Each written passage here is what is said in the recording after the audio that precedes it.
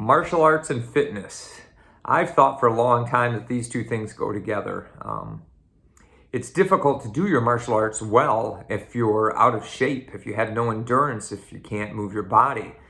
Dan Inosanto said once at a seminar I was at that your body's like an instrument, like let's say it's a trumpet or something. And if even if you're the best musician in the world, you can't play as good as you can if your instrument is not in good working order. So if you take care of your body and your body's in good shape, then you'll be able to do your martial art much easier.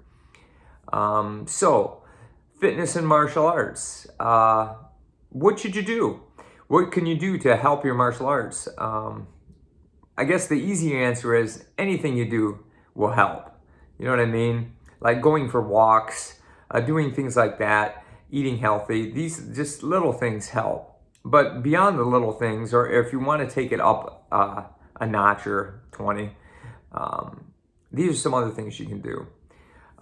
Some things are like HIIT training, or like fartleks when you run. So basically, if you run, which boxers run, Muay Thai fighters, like a lot of people do running for their strength and conditioning, but not just consistent running, but adding short bursts. I typically do like about 100 steps as fast as I can, and then I go back to a slower pace, and I do that several times through the run, about a dozen times. But there's a lot of protocols on this.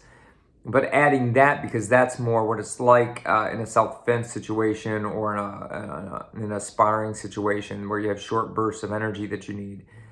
So that can be one thing to do. HIIT training, high intensity interval training. So you can look that up, and you can do that with running or other things also. Resistance training, there's lots of types of this. So you can just regular weight training.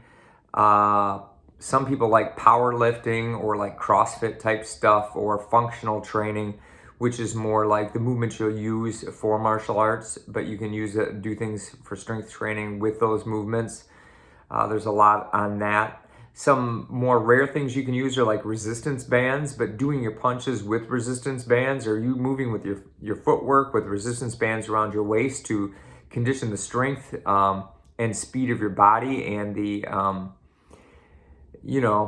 fast twitch muscle fibers that you need to develop to increase that. Jumping rope is good. It makes you light on your feet, develops your calf muscles, and helps your footwork a lot.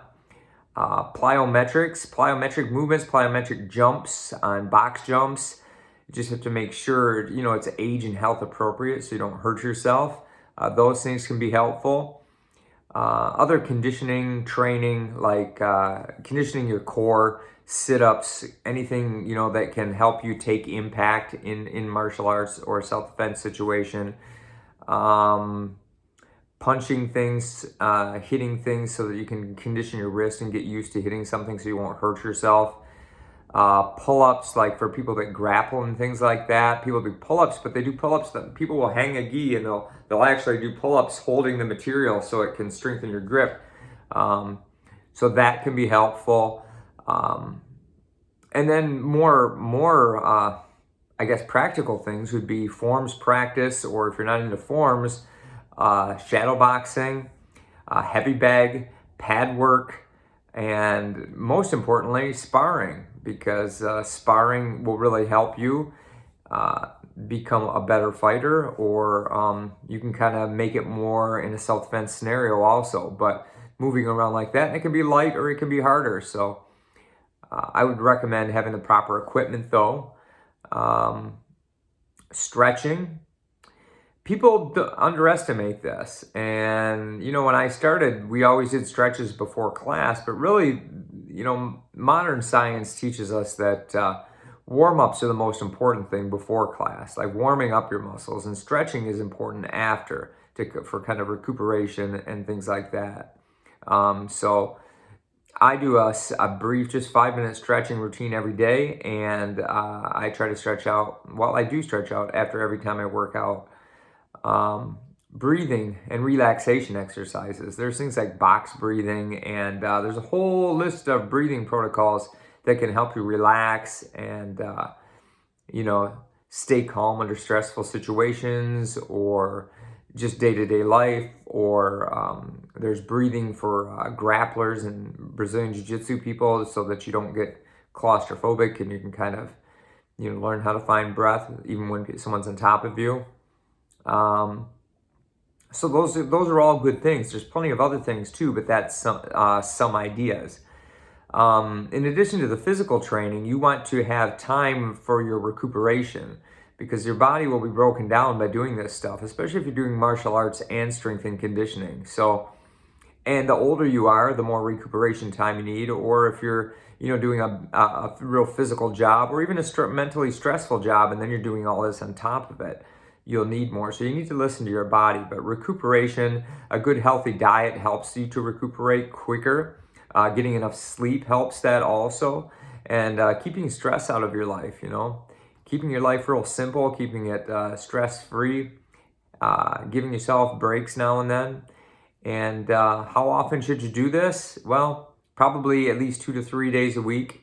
If you really want to amp it up, you could do like 6 days a week, where you do 3 days of something more aerobic and 3 days of something more like resistance training or anaerobic training or something like that. Professional athletes, a lot of times, will even do double workouts 6 days a week and take 1 day off. So, but that's at a high level. So anyway, fitness and martial arts.